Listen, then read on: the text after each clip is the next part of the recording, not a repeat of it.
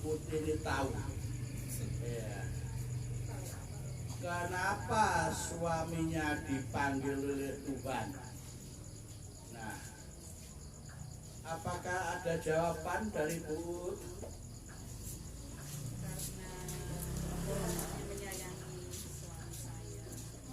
Karena Tuhan lebih menyayangi suami saya.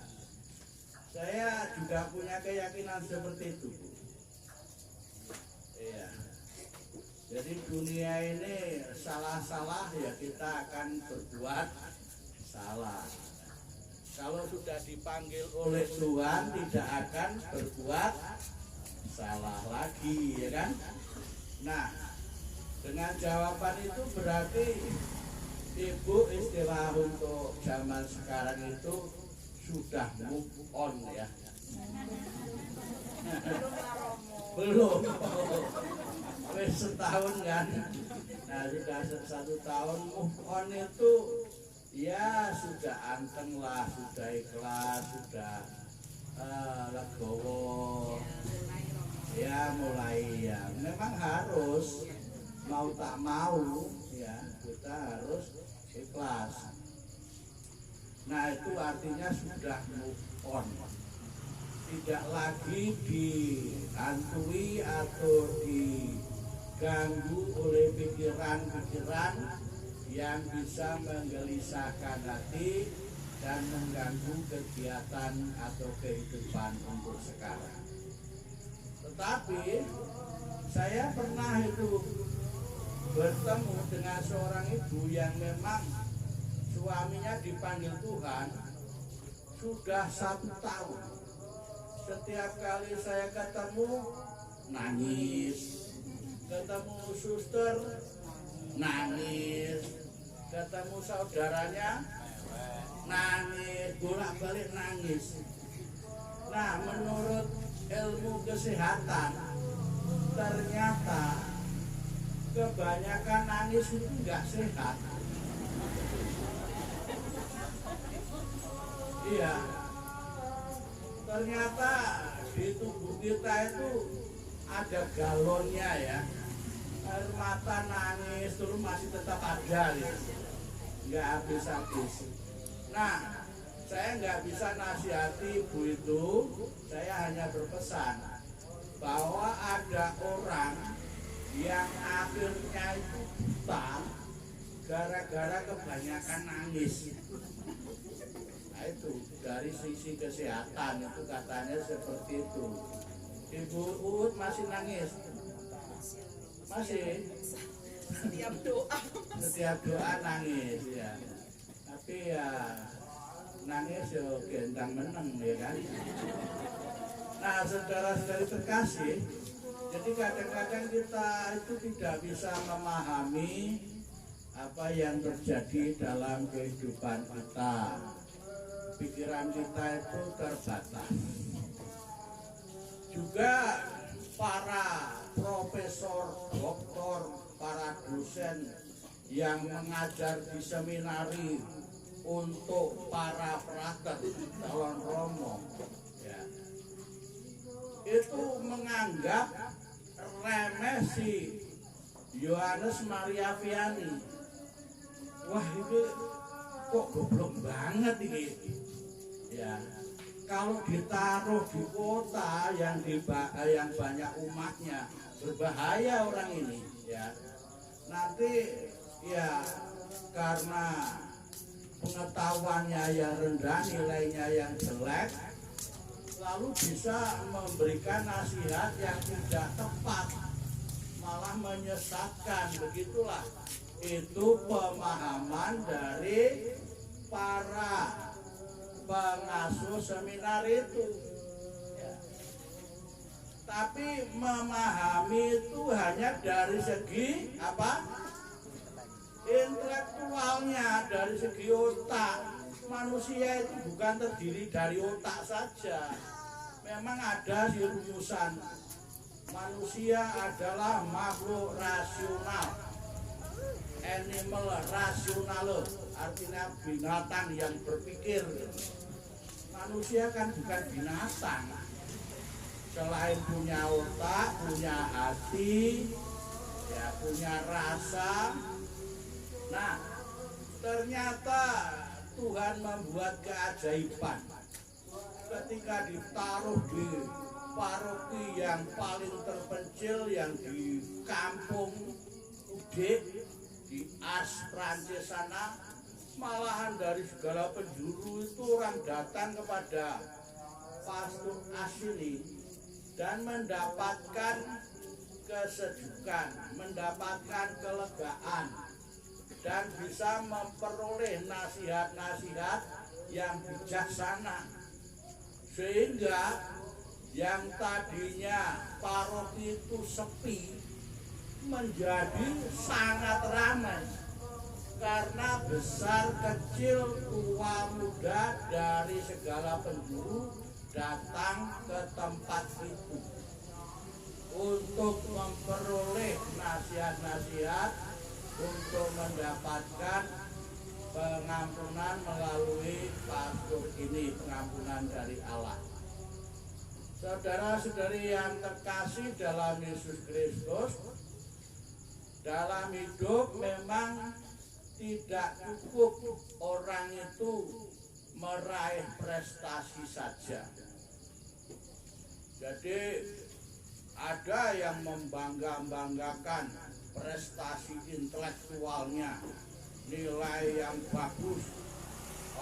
Kalau di universitas ya IP-nya pas, itu sempurna itu kan ya.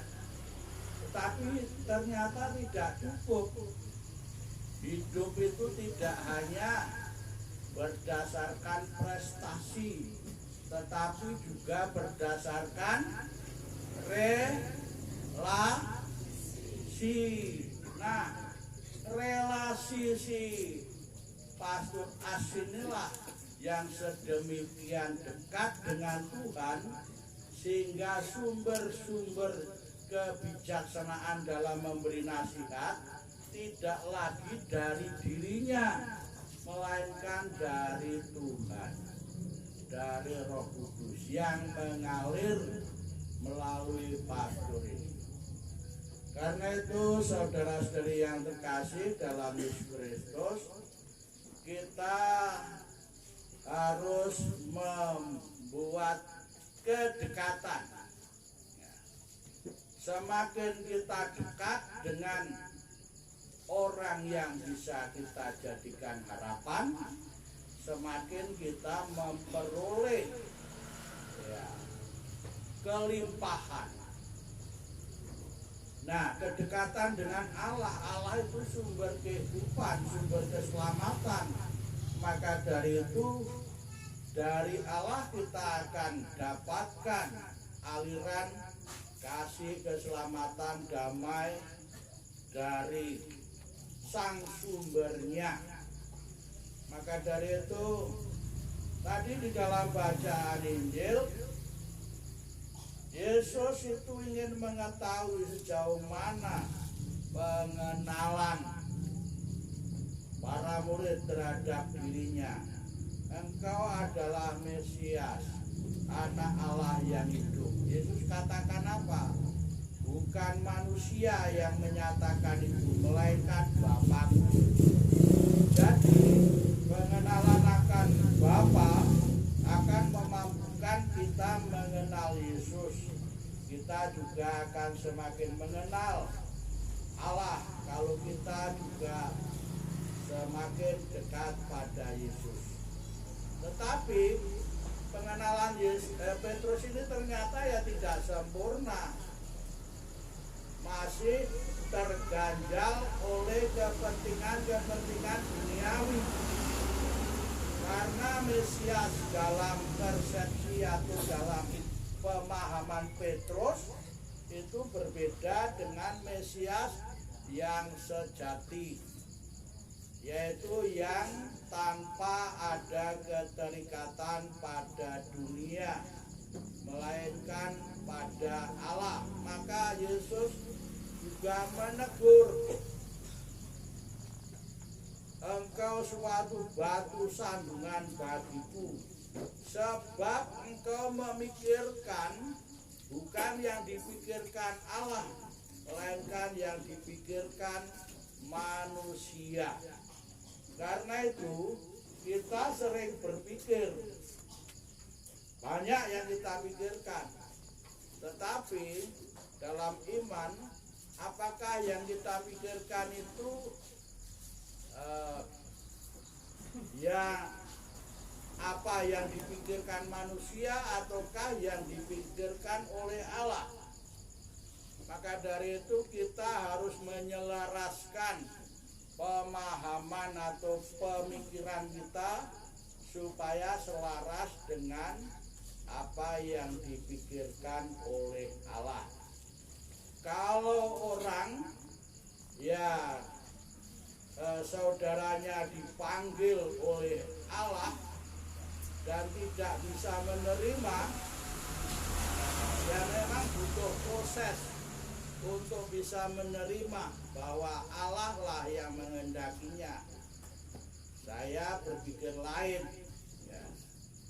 Saudara-saudara saya, ya adik yang dipanggil oleh Tuhan, adik yang baik-baik. Tapi saya memang dapat cerita yang membuat saya itu akhirnya belajar untuk menerima. Bunga yang seperti apakah yang dipetik di taman?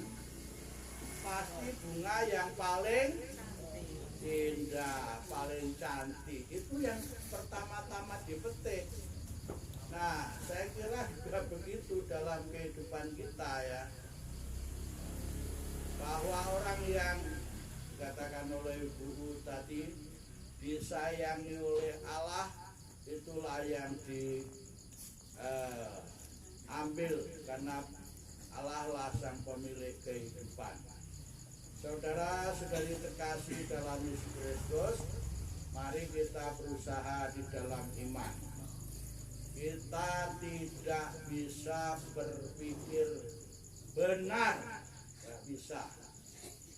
Dalam iman kita harus menyelaraskan pikiran kita dengan pikiran Tuhan, supaya dengan demikian kita bisa ya belajar untuk memahami kebijaksanaan, bukan dari manusia melainkan dari Allah. Seperti ars yang dianggap bodoh itu dan membahayakan, ternyata pintar dan mempermalukan orang-orang yang merasa diri cerdas pandai. Karena itu juga ada ayatnya bahwa kebijaksanaan itu tersembunyi bagi orang yang cerdik pandai, tetapi dinyatakan pada orang-orang yang sederhana. Panjenengan cerdik pandai enggak? Ya, tak kira ora enak sing doktor kan. Ya, S1 ya ada lah ya. Ya. Tapi ya kita tidak diukur dari situ.